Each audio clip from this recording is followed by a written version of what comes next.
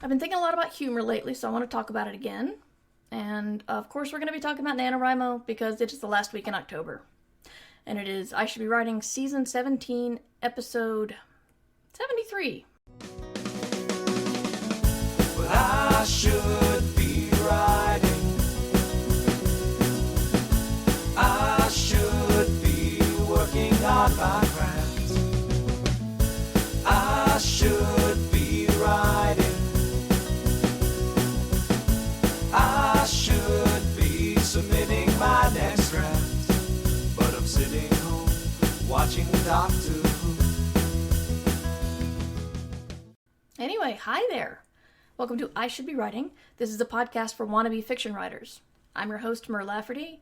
I have 5 novels out, 6 if you count the one with the small press, and been podcasting since 2004, and I like talking about writing a lot.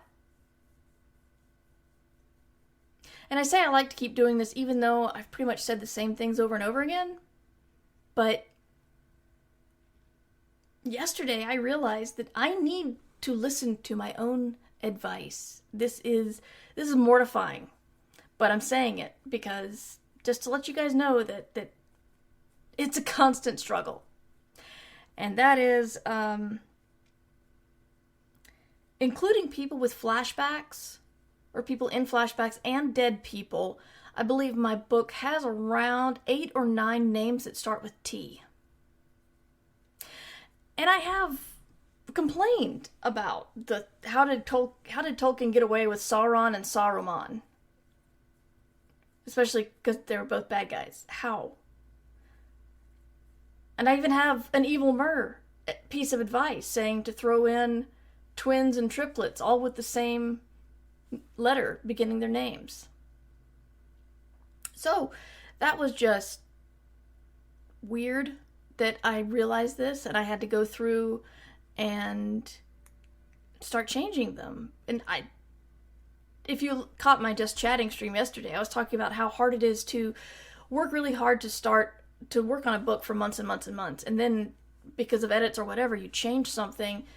The thing you worked on for months and months and months is the thing that's kind of rooted in your mind. And suddenly that person with the name Tina is now named Lisa.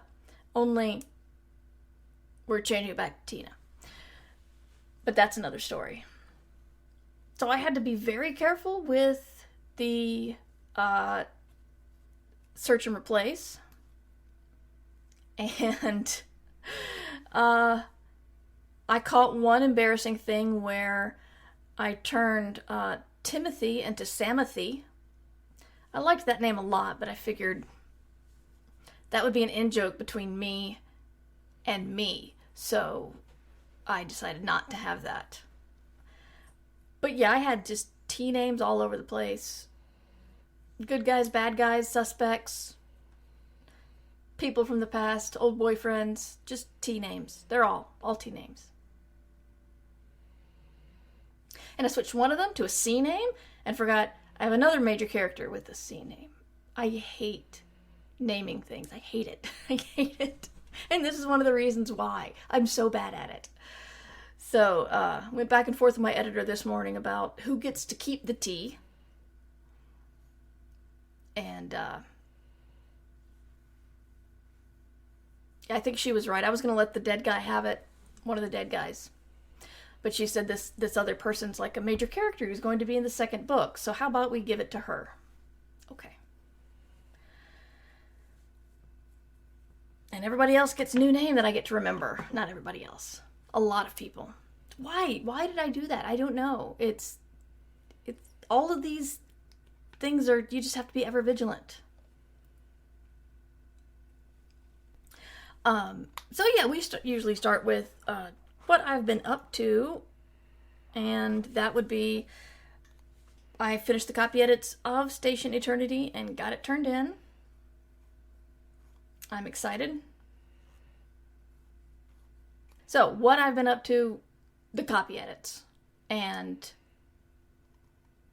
they always take longer than I think they will. I thought I could get them done yesterday, and I took a small break for streaming, and then pretty much just edited all day and was done by about 7 last night.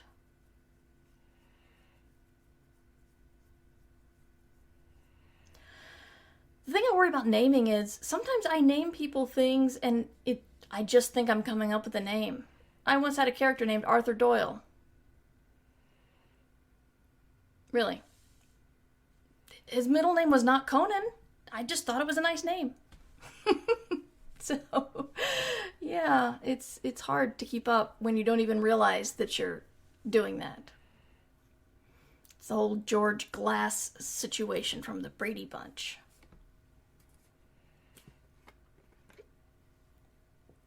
I definitely always Google names just in case. You're very smart. Val, you need to be doing this show. Really. Anyway, so yes, I've been editing all day yesterday. I wrote a lot this morning. Had to get back to editing.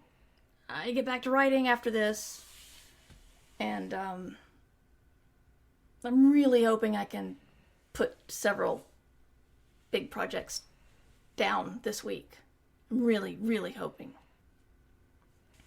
So, that's what I've been up to. I've got projects coming out of my ears. I'm able to pass them off soon. Very much looking forward to that.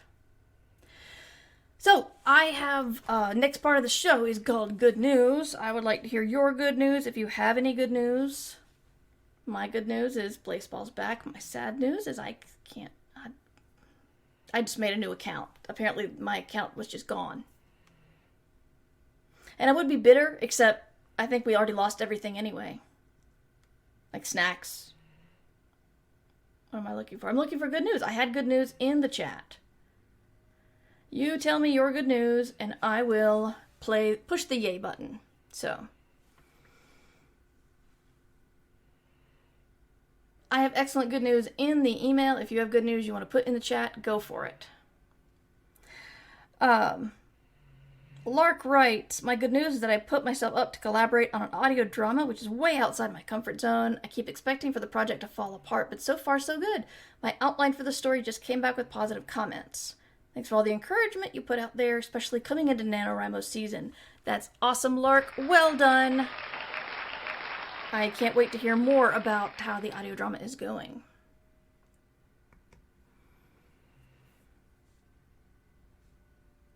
Let's see, we got Amber writes, I got a book deal. My debut, The Secret Garden of Yanagi Inn, a gothic retelling of the classic The Secret Garden, but for adults, will come out in fall 2022 with Camcat Books, a small traditional publisher. I always swore when I got a book deal I'd make sure to go back and thank all the podcasts that got me to this point, so thank you. That's awesome. Congratulations, Amber. That's fantastic. Book deals, awesome news. And we'll probably be publication buddies because my book's coming out in fall too. Which is kind of sad, except for what I hear about the supply chain. I'm thinking, it might not be that bad. Because if it was coming out soon, I would be really uptight. Because all the fears with the supply chain and stuff. So yeah, do you guys have any good news? I'm trying to think if I have any. I've just been relieved to say the end on a project here and there. Oh, I started the sequel of the first book I've ever finished. Well done, Shards. Congratulations. Yay button for you.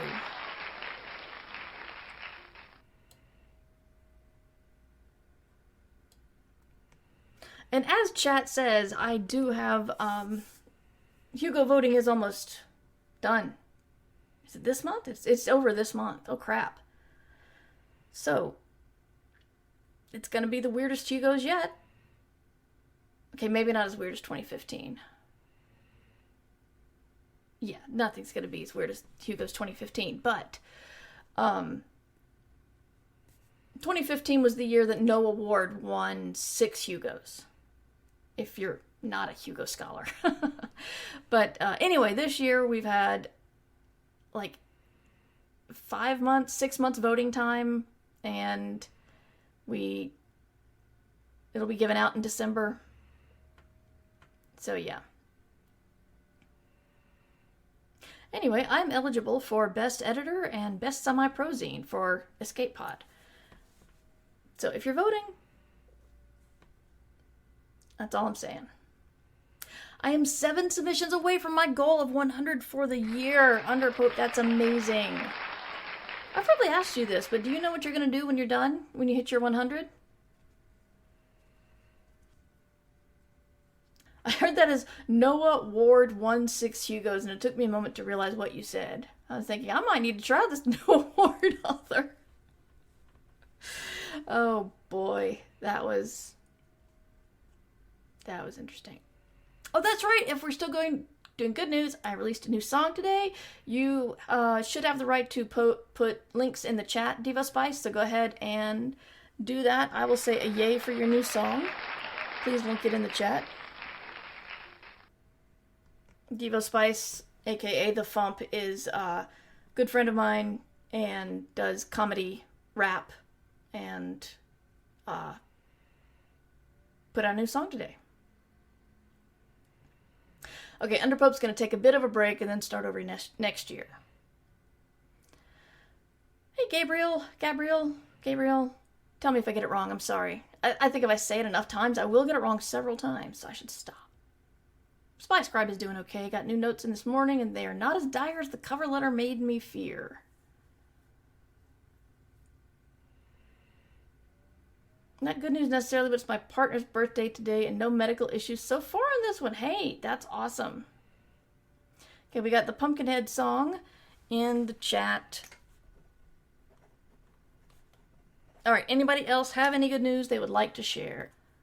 And if not, we can move on. All right, if you think of something or you come in late, which you won't be hearing now, but regardless, if you ever come in late and you got good news, tell me. I want to hear it. So, I was messing around on Twitter last night, and Matt Wallace, you guys know him as my co-host and my birthday brother, retweeted a post from a comedian who's an Asian trans woman. And she was complaining that, or rather saying that she got on stage and did the joke of, I'm an Asian trans woman, and that's made of 3 groups that have no sense of humor. And she said she got booed. I thought it was funny. And then I went into her Twitter feed. I need to be finding these people because I want to say their names. Went into her Twitter feed and saw the pinned thing as one of her favorite moments on stage.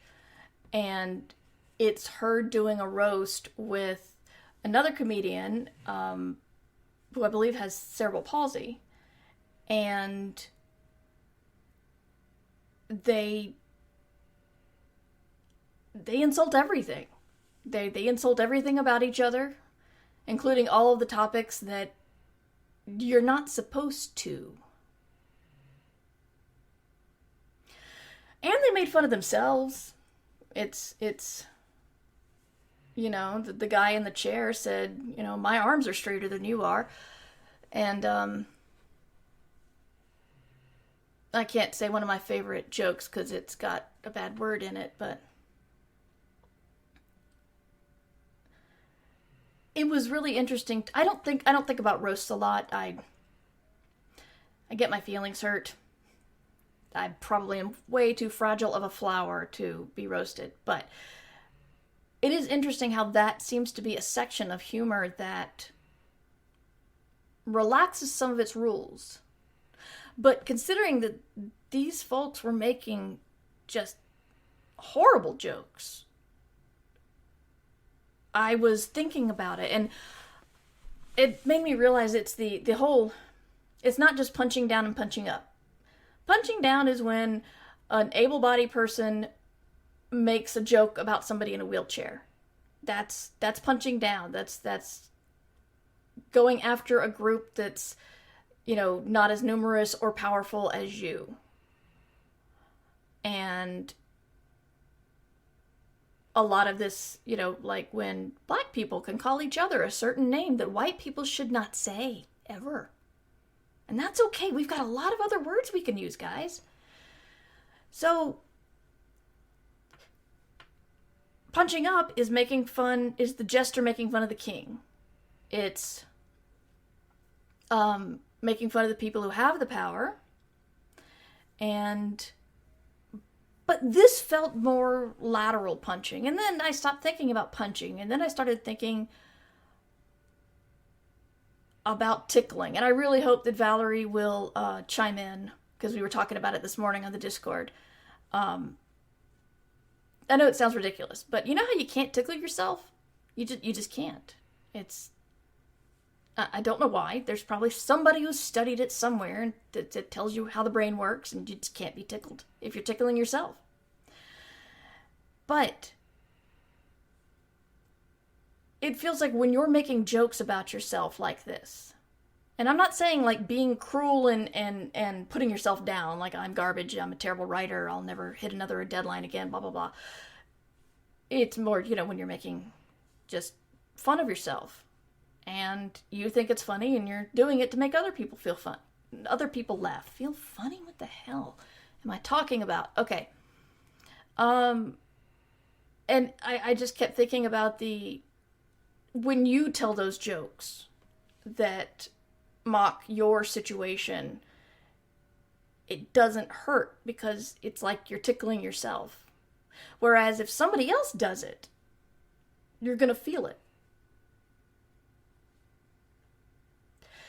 And I was going through my tickle metaphor, and Valerie, Kids Are Asleep, came in and was talking about a lot of that humor comes from reclaiming a lot of things used to hurt marginalized people and to take the power away from it. And I said, that's a lot better than my tickle metaphor.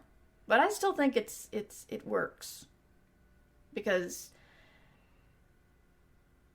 but it's even better because it's talking about pain. And if you can experience this without causing yourself pain, it might dilute it for the next time. Oh, thank you. Mind blown by the tickle metaphor. I could be all wrong. I could be completely off. I just kept... That was the first thing that came to me. That's why people can make jokes about themselves and the people in their own community, and you can't. And that kind of thing is it feeds our humor. I really hate these long-standing comedians who just whine about cancel culture and say, well, I can't make jokes about anything. You can make jokes about a lot of things. There's a guy on Twitter. I saw it on Twitter. He probably posted the video somewhere a lot more popular. But there's just this guy who says, what people who run the Amber Alert think that we do. And you got a guy, and then you hear an Amber Alert that a kid's been kidnapped, and he runs out to his car, and he's pulling all his friends in, and they're all trying to run down the car that has a little girl in it, and it's hysterical.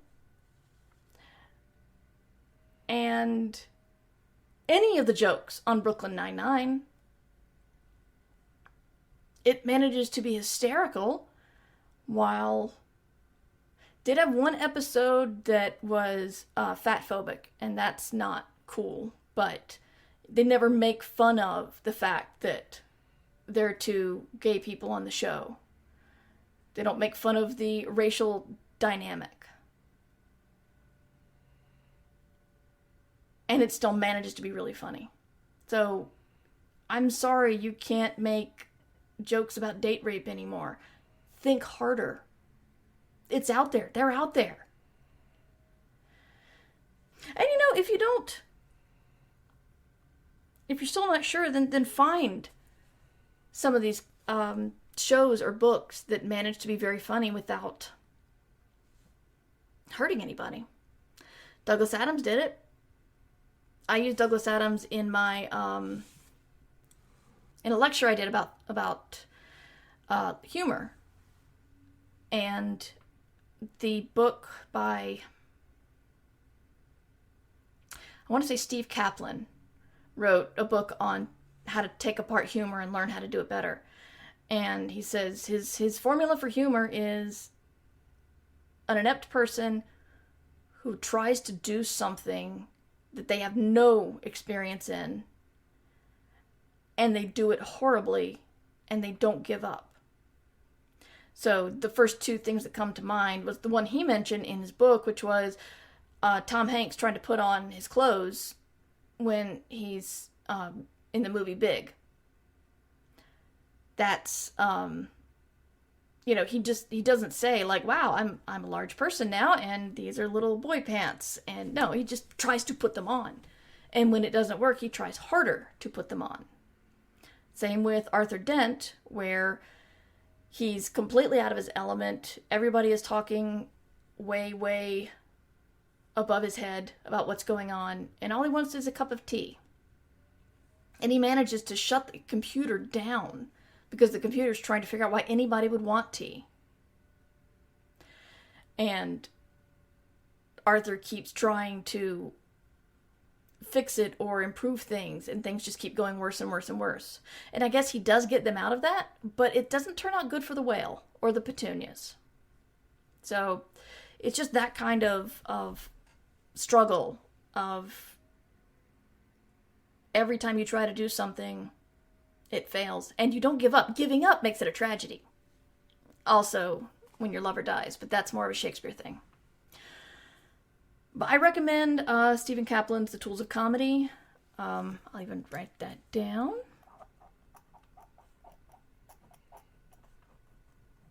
There we go.